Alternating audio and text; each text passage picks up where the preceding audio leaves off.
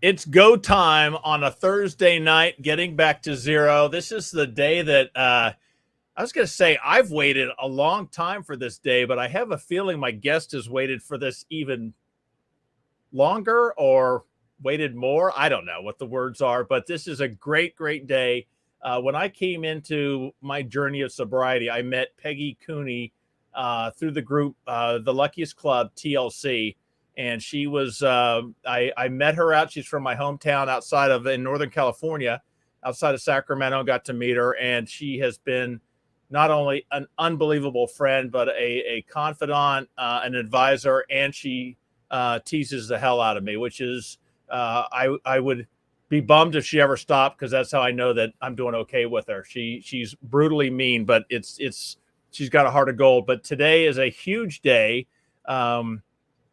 I don't think, yeah, this is, but Peggi's new book, This Side of Alcohol, her first, is being released. I think, well, I'll let her tell you about it, but this is huge. So we're celebrating tonight a milestone. I wanted, because I'm not a writer, I try, but that's not my thing. I thought I need to get someone in that knows what they're talking about with streams. So I asked Ketsia. Ketsia, how you doing? I'm Welcome. good, Jeff. Thanks for having me. Ketsia teaches or leads a couple classes that actually I need to get those up on the pages. But if you're interested in taking some writing classes, some creative writing classes, Ketsia is doing those. In fact, I'm actually going to start this Sunday, I believe, but I'll get those up on the webpage.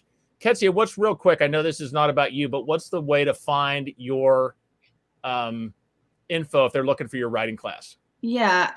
So everything is on my link in my Instagram bio. So you can find me at the Sober Elephant Chronicles.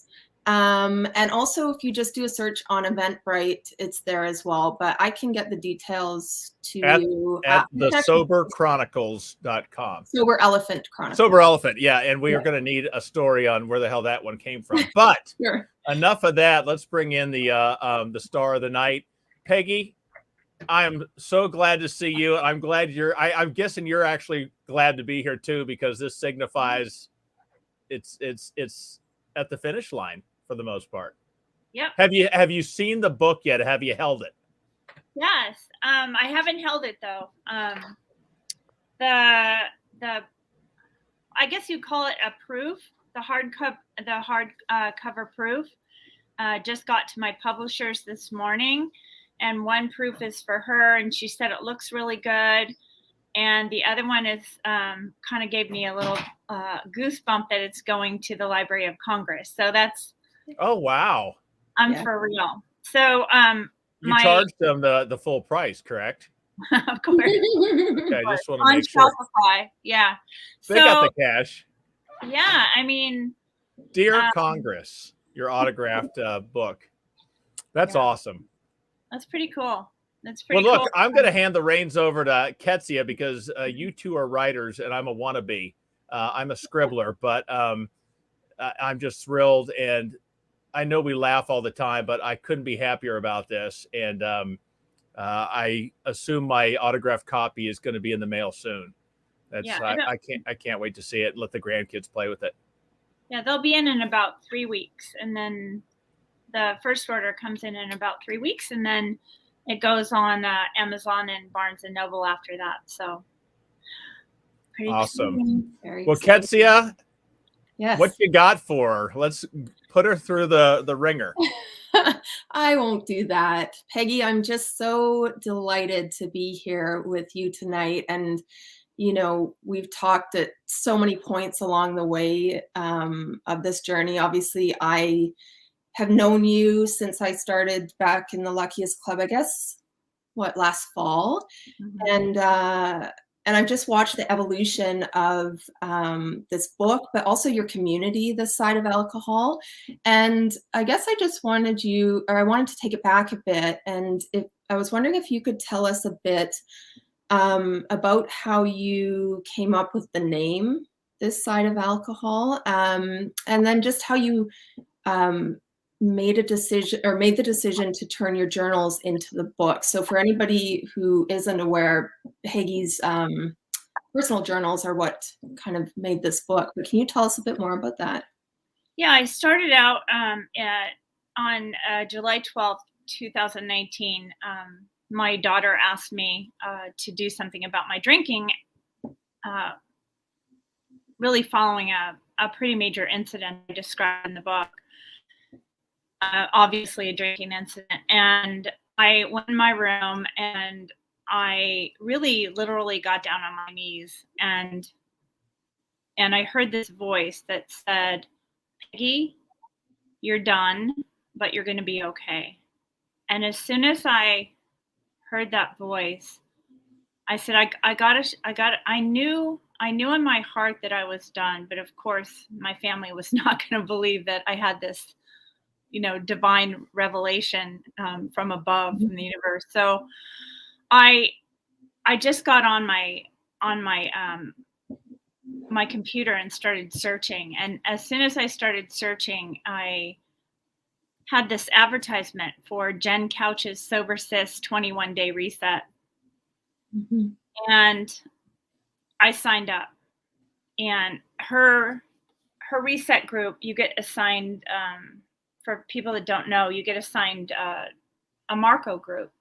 Mm-hmm. And it's kind of a walkie-talkie app where you can just post videos on, and then everybody can get on and watch them.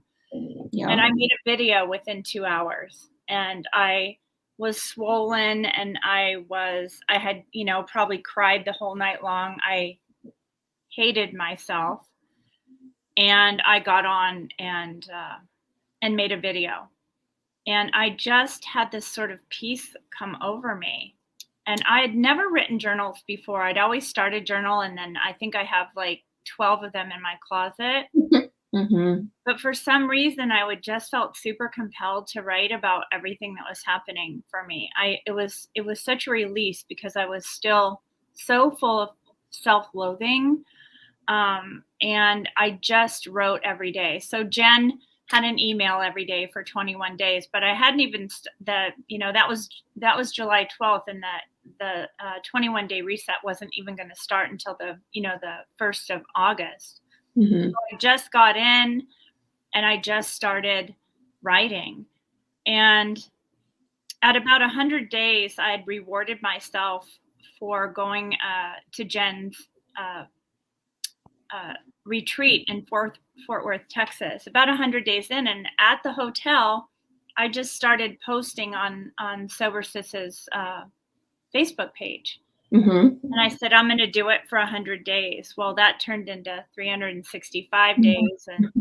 And so all along, it kind of evolved from that to We Are the Luckiest. I also post on Back to Zero and Soberish. But all along the way, people would say, oh my God, that's me too. That happened to me too. And you need to write a book.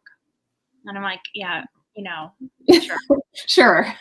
So, but it really did evolve that way. I mean, so many people really said, you really need to put this down in a book. And I've been writing ever since. So, that's so, and you said you weren't a writer before, but something in you felt that was the way that you needed to get everything inside of you out, or did you feel cathartic? I mean, when I say I'm not a writer, I mean, I write curriculum I teach for UC Davis. I do a lot of curriculum development. Mm-hmm. And so I have been writing reports for about 20 years. So I can write, I am able to write. I just never saw myself as, if you would have said on July 12th, 2019, you're going to publish a book on the 14th of October in 2021, I would say you're full of crap. Crazy. You're just crazy. And was it, you talked a bit about how it was the conversation with your daughter that kind of gave you that final push. Mm-hmm. When you started writing your journals, how long did it take you to share it with your family? How important was it to you that your family understood your story, or was this more doing it for Peggy when you were writing? Yeah, I mean, I think it was for me, but also it helped me to keep track of milestones. So my daughter is not one of those people that is, she doesn't talk like you and I talk a lot, and we have a lot of conversation. She is more of a she shows her love for me more through the kids, I think, if that makes sense. Mm-hmm. So her trust of me was, and in the beginning, you know, she'd written a whole list of inpatient rehabs that I needed to go to, and she, you know, she texted that to me. I came across that the other day. It was pretty painful. Yeah. But I knew I was done, but she didn't know I was done. So I did something very different this time. Instead of shrinking in a closet, I just put myself, I figured that the only way she was going to really believe that I was serious this time was to show myself. And so we went and did manicures and pedicures. My daughter has 2 sets of twins. They were 3 and 7 at the time. We, you know, I would go over there for an hour and just hang out. Even if we didn't talk, I just made myself present so she could see that I was serious about what I was doing. And if I had a milestone, I would text her and she would give me a heart emoji or say, I'm really proud of you. But we never had a real conversation one-on-one. And I think, you know, one of the ways that we communicate is by writing, and she'll read, you know, some of the things that I write. Yeah. But she doesn't really talk about it a lot. Yeah. So I guess I also want to know, this kind of is jumping a little bit, but I want to kind of understand, and for people who might be watching this who have gotten into sobriety and started using writing as a tool, maybe just for themselves, but I want to understand what your writing practice looks like. Has it evolved from those early days? I think I know that you do morning pages a little bit. Yes. And I know a lot of people in our TLC community, for example, or the Luckiest Club do that. I don't actually do that, but I want to just understand, because I think some people are intimidated, like, oh, I'm not a real writer, I can't write whatever. Whether or not your goal is to be a published writer, or for anybody to ever see it, I think I want people to know that writing is accessible to everybody. So like, your writing practice doesn't have to look like something really complicated. Can you tell us about what you do? And here's a good time to plug you. I've taken Ketsia's writing class, and it is just so much fun. Even if you think you're not a writer, you will get so much out of it. Yeah. I'm an early riser, and not being hungover made it even better. And right away, I started surrendering in the morning. I have a 9 prayer surrender novena that I rotate through every morning, and just get up and surrender. Kind of something that I started doing, and then I would just start writing. And so I love that you brought this up, because people do get intimidated by journaling. I would write whatever's on my mind. I would write whatever meeting, whatever book that I was reading at the particular time. If I liked a quote in the book, I would write it down. If somebody was at a meeting and they said something profound, I wrote that down. And that was like life-changing for me, because even at 100 days, or maybe 200 days, no, because I started writing right away. Even at 100 days, I could go back and see the evolution. There was this, I hate myself, how could you do this to your family? All these things that I was spewing on pages started to evolve into some self-forgiveness. And that when you can go back and see where you were 100 days ago, because sometimes it feels like, oh my God, I'm never going to be really sober. I'm never going to feel, because in the beginning, I was definitely not physically addicted to alcohol, Mhm. I couldn't even imagine, like, my life is gonna suck, Yeah. right? Like, if I can't have a drink eventually, like, why am I even on the earth? Like, Right. why am I here? Right. And Because everything, every routine and every habit and event and whatever, alcohol is so tied into that. And I think we just get this idea that life is gonna suck without it, you know? and Tammy Salas said something, I hope this is okay, but she said something this morning, and it just hit me right in the heart. I got sober for my husband, for my marriage. She said, "I got sober for Mhm. my marriage, but then, I realized I was saving my own life."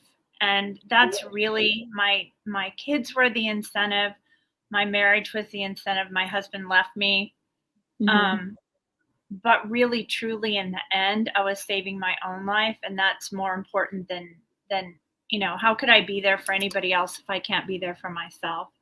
Right. And you mentioned that evolution that you saw when you read over those journals yourself. And as a reader, I read an early copy or the actual copy, but not the print copy. And I felt the same thing is that it gives you the sense of hope to see almost your spirits are lifting throughout the pages. And I think that's something that a lot of people are going to benefit from because we think, oh, you don't see those little incremental steps that you're taking. But when you look at it and when you write it down, that's the power of writing it down because you're able to then go back and be like, actually, I have made progress, or actually, I have learned something, or whatever. And I think that is one of the major benefits that you and I understand, and that something that's accessible to anybody who wants to write. Mhm. Um, so I just think that's such a powerful gift of that. Now, when you mentioned your family and not what Tammy had said, and at the end of the day, you're doing it for yourself. Can you tell the viewers about the last chapter of your book? I mean, I hope it doesn't give too much away, but No. tell them who wrote that and what that means to you. Yeah, I really came out as sober at a year. I'm 27 months now, at a year. And I mean, to everyone, like my personal pages too, Mhm, not just this side of alcohol. But my biggest hurdle was, I'm married to a financial analyst who's very private. mhm, He values his privacy more than anything, and I think a lot of the things that um, he went through, because I really embarrassed him on several occasions where my behavior was like totally unacceptable. mhm, There's a lot of layers to that, right? Sometimes I drank at him, and sometimes I drank at the situation where, we're a blended family, and all the things that go along with a blended family. But I knew, and I was starting to get really anxious at the end when I think around the time that you did some of the beta reading for me. And I said, Paul has to, I can't put this book out without my husband reading it. And by the mhm. way, spoiler alert, he came back. I guess that is a spoiler. But, and I knew that he was going to have to read it. And I was very nervous about it because he is definitely a private person. And I talked to my friend Alice, who lives in Virginia, and we talked about some rules that he had to go by to read my book. One was he had to read it all the way through. So we sent him up to the cabin, and and it took him 4 days. Mhm. And I said, you can't. One of the agreements was that he can't say anything because it's very angry in the beginning. Like, basically hated his guts, and he hated my guts, and there was some, I am very, if you read the advanced praises, I'm very raw writer. I write Mhm. what happened, Mhm. and in detail. So that was the agreement. There was two things he had to do. One was he couldn't say anything till he was completely done with the book, and number two, he had to read it with an open heart. Mhm. And he came back, and it was pretty funny because we had met for my grandson, his high school graduation. He'd been gone for 4 days, and we met at the house to go to his graduation party. And I was really nervous. It was almost like the times that he had been gone. He worked in Aruba a lot, and that initial like seeing somebody after 4 months, and does he still like me, and do I still like him, and Yeah. it was like we're dating again, right? So and I, because he had no idea the depth of the things that I was doing. He knew that I'd been drinking, but he had no idea that I did really wonderful things like, putting wine in my boots and going to different checkers at the store to make sure they didn't think or even going to the checker and talking about the party I was having. And it was really a party of one. God, the lies that we tell. Yeah. So that, and so he had this look on his face, and I'm like, oh my God, he hates the book. And, I'm not going to be able to put it out because I have to respect him. And he said, you know what? There's one thing that I just don't like about the book. And I'm like, what? And he goes, you say fuck too much. Trust a husband to say that. Like, well, it's raw. So I said, well, I'm not taking that out. And that's too bad. So, about 4 days later, I said, would you, since I got that far, I said, would you mind writing your response to the book? And I said, because I want it to be the last chapter of the book. And is he a writer at all, like in his own time? No, I mean, he's got a business degree or a master's degree. He's, he writes reports all the time, but they're usually spreadsheet form. And, for him, like I said before, spreadsheets for him are a form of foreplay. It's like, love language. Oh, honey, that's the greatest, that's the most beautiful spreadsheet I've ever seen in my life, right? So we definitely are different planets. I'm a much more, left-brained person. So, but he wrote the last chapter of my book, which I think is so unusual, but also so necessary, because I start out my book with a quote from Jeff that he plagiarized it from Kathy Chambers. Yes. I can't remember exactly the quote, that my family had my drinking problem. Maybe Jeff remembers the quote. It's not, we don't drink. We think we're drinking in isolation, but we're not. No, it was something along the lines. I thought I had a drinking problem. In reality, my family had my drinking problem. Yeah, he Jeff stole it from Kathleen Chambers, but I altered it. It was very raw and didn't make a lot of sense. So it was just a lump of clay, and I molded it into what it became. My book almost got rejected because of your plagiarism. So I just wanted to it almost got rejected because of your foul mouth is what happened. And that's the only reason I knew that you wrote it. If there weren't F-bombs every third paragraph, every third sentence, I think you had someone else write it for you. No, they're just appropriate. They're appropriately placed. They're not all over the place. So, so I pretty much cried my eyes out when I read his response, and it is as raw and as my writing. He was completely blown away. But I think he says the level of deceit.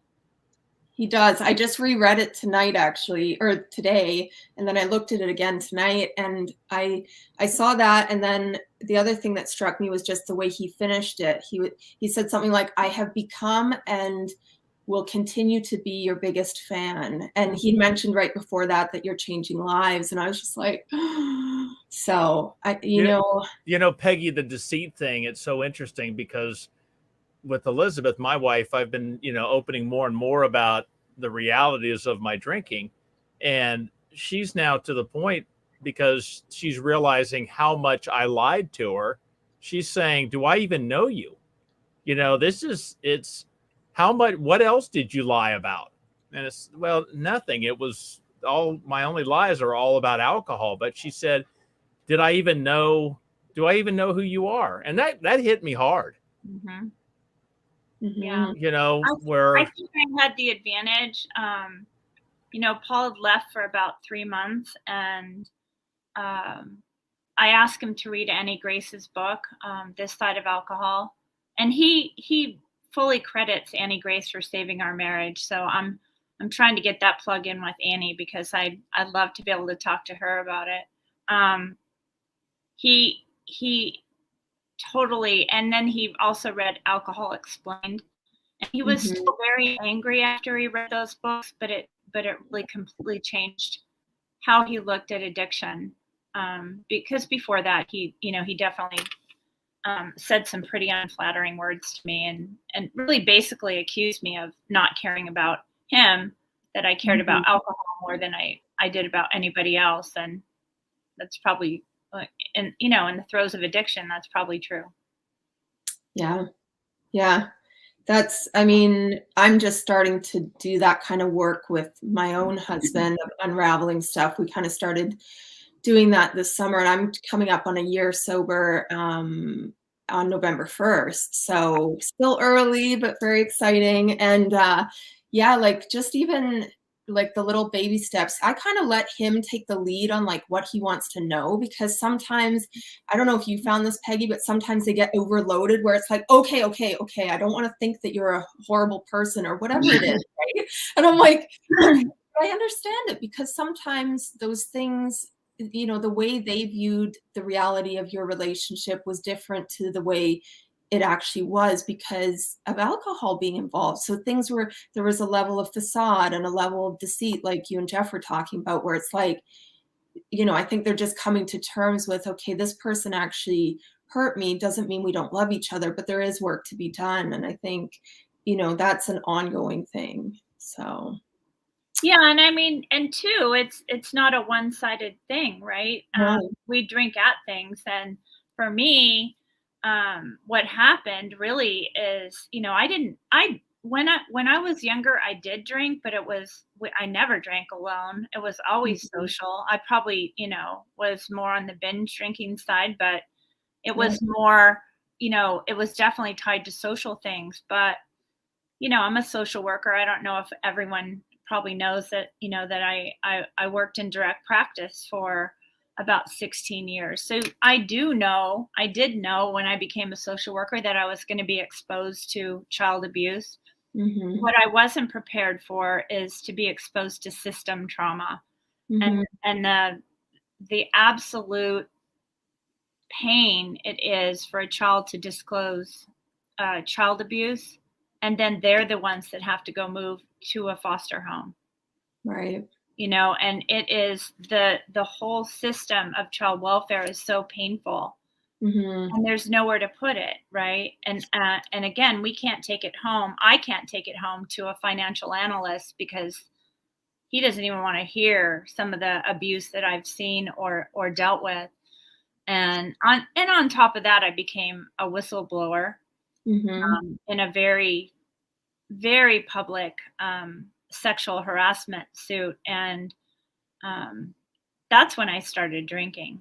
That's really when the drinking happened. So I'm 69. I didn't start really drinking until I was in my 50s.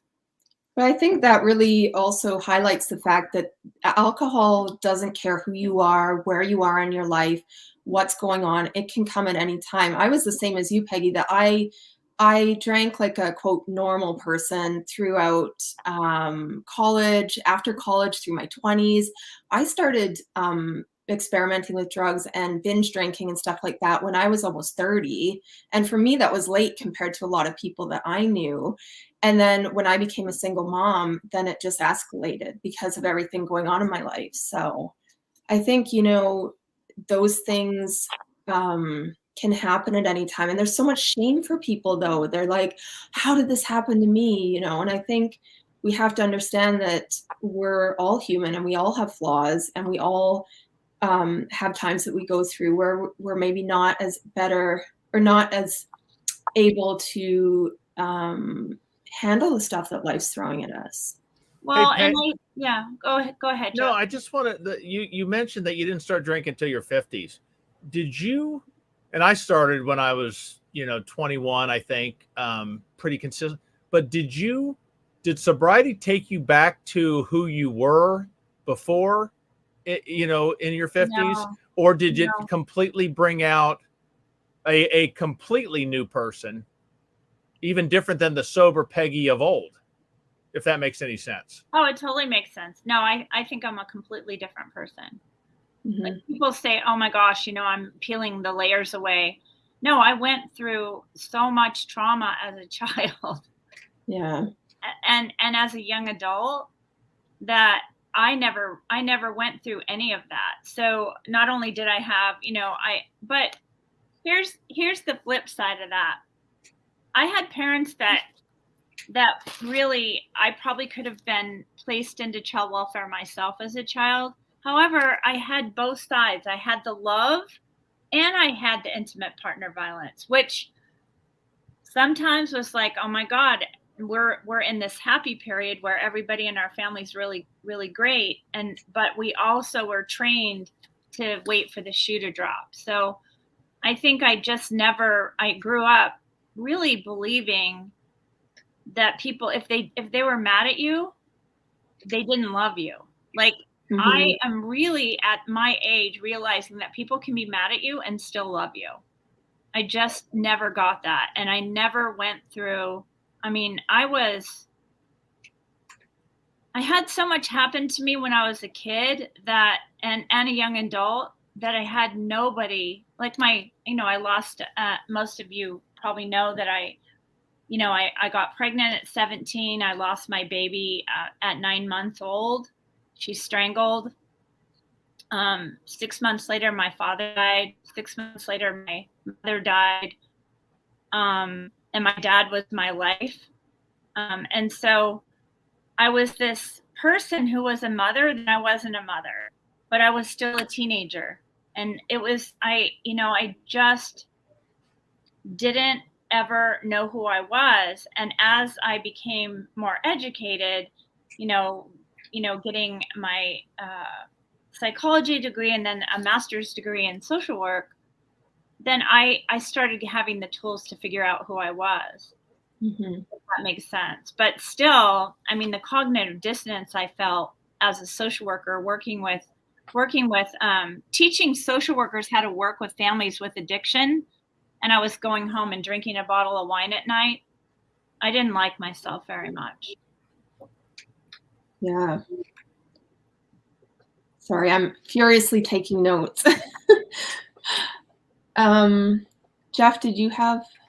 I'd like to know what the transition when you started this book versus now, what, because you had some of it written at the beginning and now a year later you finished it. So do you look back, or do you want to change what you wrote on day one because you're a different person, I'm guessing?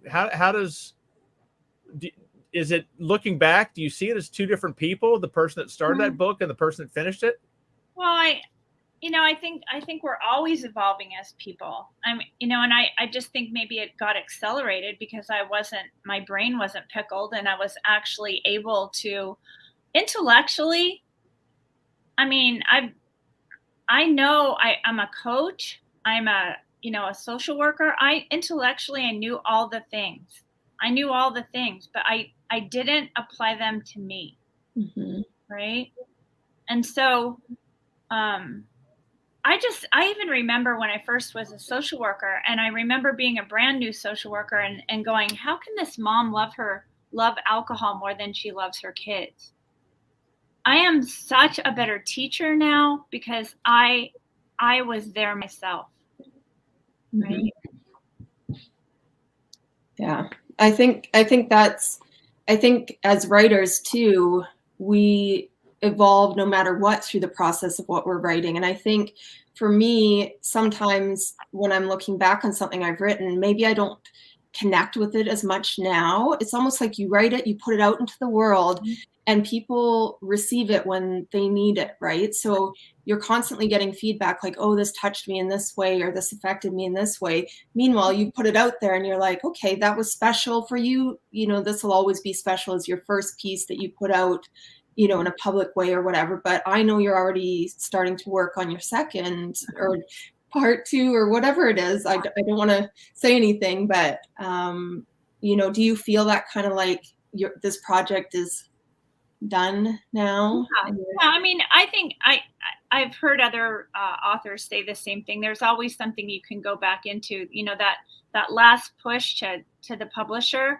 is almost painful because you're like, wait, I could make this a little bit better. But I think you can flip over the edge and change the meaning of it by going over it and over it. I even know I was so jealous of you taking. I know you're going to take a memoir class.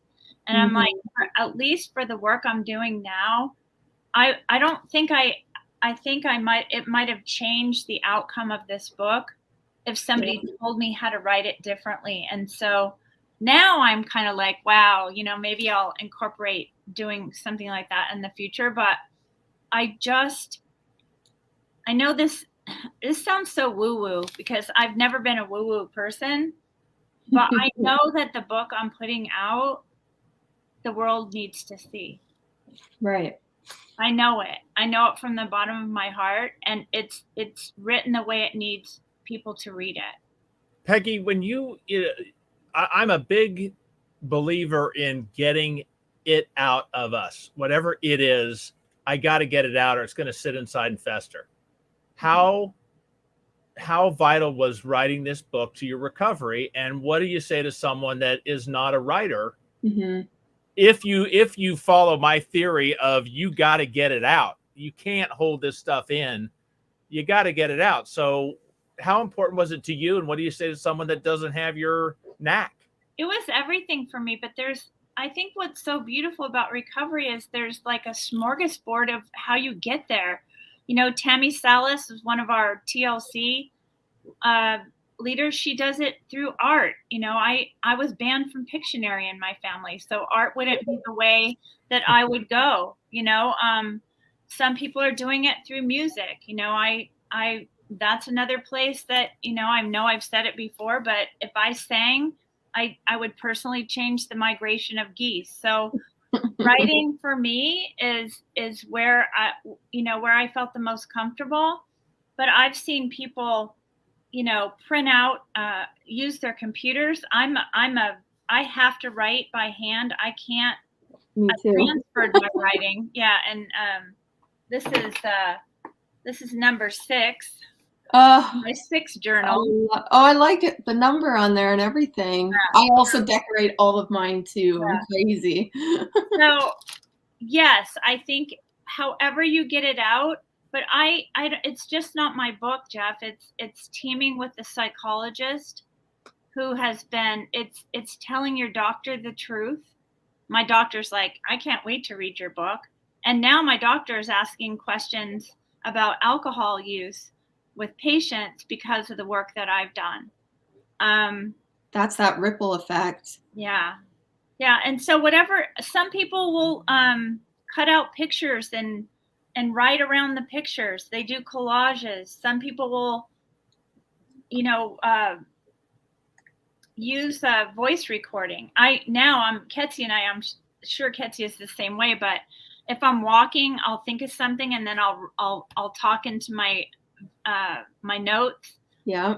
I have notes everywhere. I'll get up in the middle of the night and write. I'm a crazy person with the grid paper. And I have like 15 of these. So wherever I'm at and I'm thinking about something, I write it down. It's just been life-changing for me. Would you have still written it if you knew it wasn't going to get published? I didn't know that. I mean, I had no idea that I was going to write a book. I had no idea. I was just doing it. And then it just sort of, my Facebook page, and yeah, it's just pure craziness how much it's grown. Yeah. That's the other thing I kind of wanted to touch on was, I guess I wasn't there really in the beginning. Like, what was the chicken and the egg of like the community and then the book? Or kind of, can you just tell us how that all came about? Well, yeah, when I decided to write a book, I knew that I wanted to go off on my own a little bit. And I have to put a plug in for Caitlin here. I have a colleague that I work with really closely at UC Davis, and she has two little boys that are 4 and 1. Not even 1. He's not 1 yet. He'll be 1. We actually started our venture together right before she gave birth to Jameson. Wow. And you know, we talked about the book and what I wanted to do with it, and she convinced me that I needed the social media, which, you know, oftentimes is very uncomfortable for me.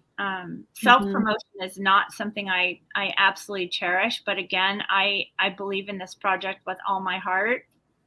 And you know, working with her has really built a community, and really based on you know, everyone supporting each other on that. And so we started out in November of last year, and we have over like 5,300 people on the Facebook page, and it just blows my mind every day. Yeah. Yeah, I guess I was around kind of in the beginning of that then, but I love the engagement in that community. I think there's a lot of depth to people's experiences and support for one another. And I think a lot of people are disconnected from Facebook in a way because they don't feel that in some of the communities. But I think yours is just like so genuine, just like you are, that I think people just really relate to that. Like, what you see is what you get with Peggi, and I think that's what comes across with all the fucks in your book or whatever. Right. You know, like, that's who you are. So, you know, I think that's really important to people. Well, and you know, Caitlin's really good at you know, getting involved with you know, it's very structured. Mondays are a discussion question. Tuesdays we feature people out in the world doing this side of alcohol, people doing life alcohol free. And on Wednesdays I share, you know, part of my journal, my early days of my journal, exactly as I written it, not edited, non-edited. And on Thursdays we do a quote, and on Fridays we do a community quote. So, and then I put out a newsletter as well. So I do a lot of writing. Yeah. Peggi, is there anyone, and I guess I'm leaning towards family, anyone that you don't want to read this book? No. Wow. My kids are grown.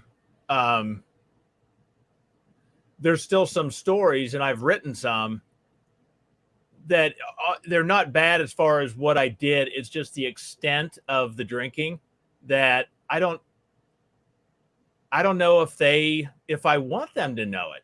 You know, it's how bad Dad got. You know, it's like, okay, Dad had a drinking problem. Do we need to go into the full details about that? I don't know. I think there's such a relevant sharing of personal self. I think if what you're writing says that happened to me too, that's me too. If you're writing, Anne Lamont talks about that. Your first draft you write for yourself, and you just vomit all over pages, which is, you know, really what I did. I wrote every day, and I just wrote every feeling I have. When you write the first draft, it's like somebody threw up in a bag on the airplane. But as you go through it, you start to make it more universal. And it's not just about Jeff or Peggi or Ketsia anymore. It's about everyone on this journey and what we have in common. That's me. That happened to me too. Oh, I'm not alone. I hate myself less now because I did that too. I went to a checker and told him I had a party that or I went to a different checker every night or a different liquor store, or my famous thing is buying wine bags that cost more than the wine to act like I was buying the wine for somebody else. I mean, Paul found 50 brand new wine bags in our cupboard, unused, right? And like, there's Are the kids taking them to lunch? Their lunches at preschool going in those bags, decorative bags for their sandwiches?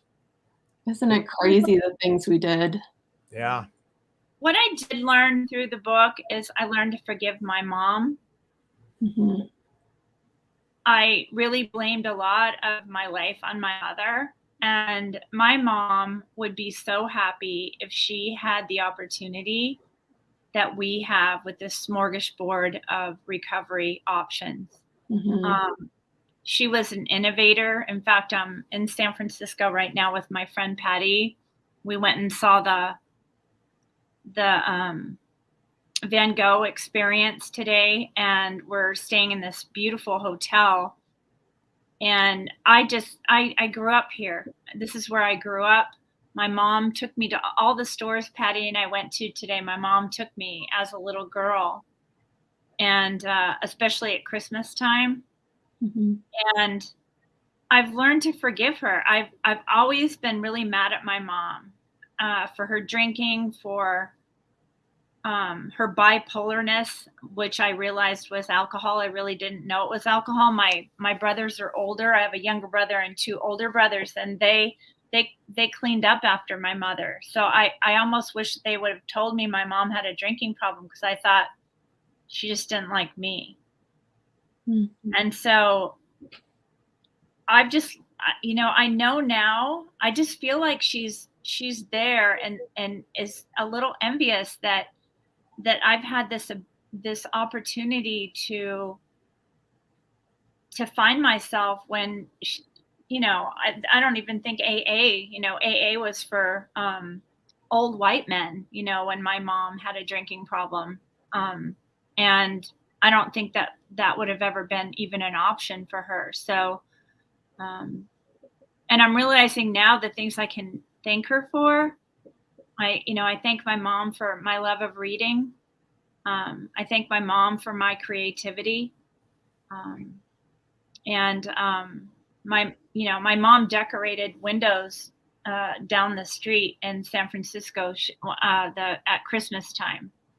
And so,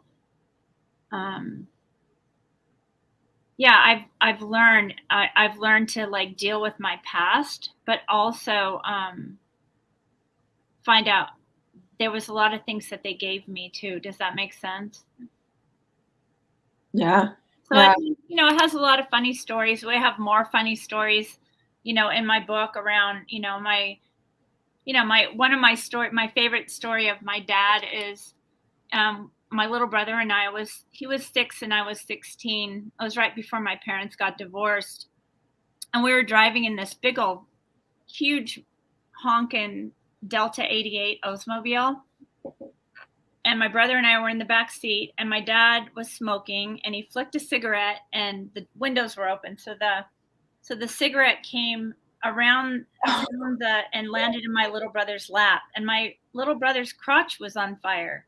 So I'm like, Dad, Bob's on fire, right? Like I was like screaming at my dad, and my dad just nonchalantly pulls over to the side of the road, opens up my brother's car door, the passenger, and pours beer on his crotch, shuts the door, gets back in the driver's seat, and drives on like nothing happened. I mean, wow. It was crazy making, but my dad was one of the most compassionate, wonderful people on the planet. It's just a different time. Yeah, it's so interesting how writing, I was talking about this earlier today in one of my writing communities, is that sometimes, I can't remember what the question was, but she wanted to know what the best writing advice we'd ever been given. And we kind of strayed from that to I did anyway. I said, when I'm stuck in a rut, I have to get out of my normal routine or my normal habitat. Like, this is my writing space, my creative nook where I'm most effective at what I do. But I have to get out and do something different. And I think one of the byproducts of doing that is that you can come across a story or an idea or a visual. You might see something on your walk that you would have never seen otherwise. And then it leads you on this whole other path. And if you follow those little breadcrumbs, you don't know what you're going to find. And I think that's through writing memoir, you discover parts of your past and of yourself that you're finally able to, that you might have never known existed, and that you're finally able to be at peace with. And I think that's what you're saying with, you know, understanding your family and stuff. And I think that's what I try to get across as well in my workshops, is that I teach people about writing courageously and tapping into that idea that there is things out there that can bring you back to the truth of who you are. So I love that you call it courageous writing. That just made me have goosebumps when you were talking about that. It's so true. No, and Jeff said, you know, are you worried? No, I'm not worried about anybody reading what I've written. I was at year 1, at year 2, no, not at all. And there'll be some people that'll read my book just because they went to school with me, or, you know, they want to know, you know, they want to get the scoop on Peggi Cooney. But overall, you know, my dream is to open up the opportunity for people that don't have access to what we have. We have TLC, Sober Sis, we have Soberish, Ola Sober, all these things. And I'm hoping that, you know, my future is around making it available for more people. If they, you know, like if we could set up a fund where someone needs to do some recovery work, that they can choose in the same way that we've chosen it, that AA could be part of their choice, but it's not their only choice. And I feel that that's their only choice right now. And there's no difference between the parents and families we work with, other than money. Right. Peggy, I go back to the movie Misery. When Paul, I can't think of his name, finished his book, and I know you didn't have a bourbon or a wine and a cigarette, but when he put his pencil down, it was there was a moment that, and he wrote, in the movie, or multiple books, but do you remember putting that last sentence down? I don't know. It didn't feel that way for me. I felt like I just had to okay, because I kept wanting to do more changes, and I'm like, no, you just have to let it go. And there was kind of this move towards, oh, okay, now you can write your second book. Yeah. That's one of my biggest questions to other writers, is how do you know when your story is done? I'm constantly wondering this. Like, I wonder too about opening the story, but I always think to myself, and that was one of my questions I was going to ask you, is like, how do you know? And sometimes the answer is, it isn't done. You know, you just have to cut it off and transition to the next. I don't have it available with me. I had it up, but with this platform, I can't pull it up. But at the end of the book, it talks about that, you know, that there's a quote saying you're just never done. You pick a date basically and say you're done. Right. So, and I do think, you know, Paul writing the last chapter just made it, a really good ending. That was a perfect ending. I think it and it left you wondering what the future held. And I think that was part of, I don't know if that was your intention, but that's what it made me think. I was like, I didn't even know at that point when I read the beta copy that you had started working on something else. I just kind of thought, like, I figured maybe you had, but when I read that, I was like, oh, I wonder what's going to happen now, you know? So, yeah. And I'm also working on, a sobriety tool that kind of comes out of the social work world. And I'm going to, hopefully getting through this and then introducing a very simple sobriety tool that I've just been dreaming about since I became sober, and how that's something I'll introduce after the first of the year. Peggy, hold up the sign that you had, and what's the story on this? Where's it going to go? And oh, it's on my logo. This is my logo now. Yes. Everybody wants one.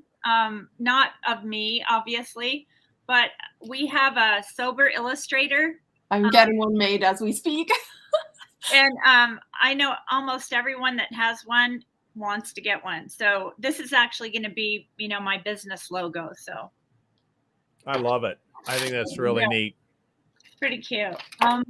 Did you write a dedication in this book? Yeah, that's a pretty funny story. I probably shouldn't tell the truth on a public thing. But I dedicated it to my 3 kids, Matthew, Lindsay, and Brett, and Judy Matuk, who is a really good friend of mine. One of the people that did the editing. She said, "You better put Paul in there." So I did. So I added Paul. It was the right thing to do. It was definitely the right thing to do. I'm going to ask a real corny question, but if you were to autograph this book to Peggi Cooney, what would you say?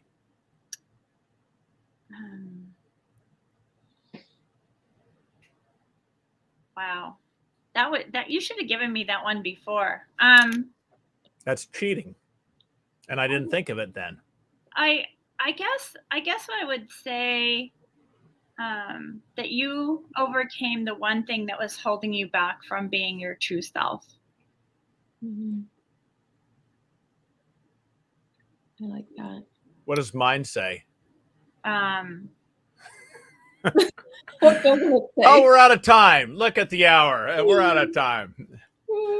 I'll wait and see. I'm very excited. I would say, if I was going to say something to Jeff, I would say thank you for being one of my best friends, and I love the fact that you call me all the time, and my husband just is like, "Oh, who are you talking to?" Just Jeff. Mine too. It's like I do. I have more. Family. I have more gal pals, and it's I don't know. I wish we could. I wish we touched. We could grow more of the men in these groups. But that's something. It, though. We are seeing it. Patty and I were talking when we were driving to San Francisco, and we're seeing more and more men on TLC. For me, Sober Sis is is all women, and there's some all men group, or POC, and off topic, but I think what the struggle is, for whatever, I'm sure it's all this. I can give 100 reasons, but men will not open up as easily. At least that's the impression I get as women do on these groups, and that's a little bit of a shame. Well, I think women drink for a different reason. I think men. I think I really, I don't want to get into the gender thing too much because I don't want to get hate mail, but I really do believe that women do drink for a very most of the time. It's a different reason. Yeah. And so it's just I know there's a lot.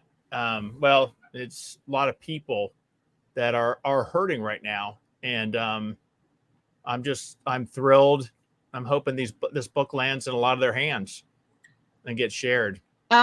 Peggy, just in 1 minute, can you just run us through the next couple of weeks, what's happening with the book, or where the pre-order is for anyone who doesn't know? Yeah, so you can, we're taking pre-orders right now, and so through probably another week or so, and you can get 15% off the book if you order it off my website. And then we just got the book. We just got the proof today. It looks really good. Going to, like I said in the beginning, the Library of Congress. That sounds so official. And then we are so fortunate to have such a big Aussie, New Zealand, and and Europe following too, and they can't afford the book because the shipping is like crazy. So probably mid-December, maybe a little bit before, the book goes up on Amazon and Barnes and Noble. So and it'll be in ebook form as well. So are you going to do an audio? Yes, that's what I was going to ask. I don't know. Sorry. I mean, I don't know. I'm open to it. I love audiobooks with the author's voice. I just Is that what, if you were offered, would you want to do it, Peggy? Yeah, To I read it? think I would. Yeah. Because no one can say that F-bomb as well as you. I've heard it so many times. You're really, for all the people out there that don't like the F word, it's really not that bad. It's there's a few, but they're strategically placed. It's like Ketsia's ability to say the word about. What are you talking about? She says a boat. I don't hear it as a boat. A boat or about. I don't know. Semantics, yeah. I know. I love it. I love it. You guys There's both. Too many people to thank. Honestly, I do have kind of a humorous dedication at the end of my book because there's just so many people that have helped me write the book and subject of the book. My brother doesn't want to buy it because he doesn't want to read about himself. My whole family's kind of in an uproar because they're like, oh my God, if she's writing about me, I'm not buying the book. Oh, I'm sure there's some I'm sure there's some nerves about that. But it's fair. It's very fair. It's not about them. It's not about them. Nope. This book has to be it's about recovery. I'm very excited for it. Yeah. Well, I mean, I've read it, but I'm very excited for everything. When do we think we're going to start seeing these things actually coming out? 3 weeks. Oh, that's great. All right. Well, we're going to put up the links in the pages as well. As you can see on the bottom. You can go to Peggy's page, Facebook page, the group, which is a fantastic support place for anyone that's looking for it. It's the people that you have. It's fantastic group. But and then the website as well, thissideofalcohol.com. So Peggy, this is I guess something we've all been anxiously waiting for. So congratulations. Yes. Thank you so much for coming on with us tonight. And not that you need it, but best of luck with the next few weeks. I'm very excited for you. That makes me want to cry. The next one, I'd be exhausted. I can't imagine finishing that and then saying start again. And just writing, once writing gets in you, it's in your blood, and I will write until the day I meet the next world. It's just it's everything to me. All right. Well, look, thanks so much, everyone. Ketsia, thank you so much for helping out with this. And we will see. We'll be back Saturday morning and keep things rolling, but we'll have everything up and get some pictures of people holding this book up. I think that'd be a fun collage to have. Yes. We'll get that coming in. All right, everyone. Take care. You guys stay on the line, and we will see everyone Saturday morning at 8 a.m. Eastern time. Take care, everyone. Thanks.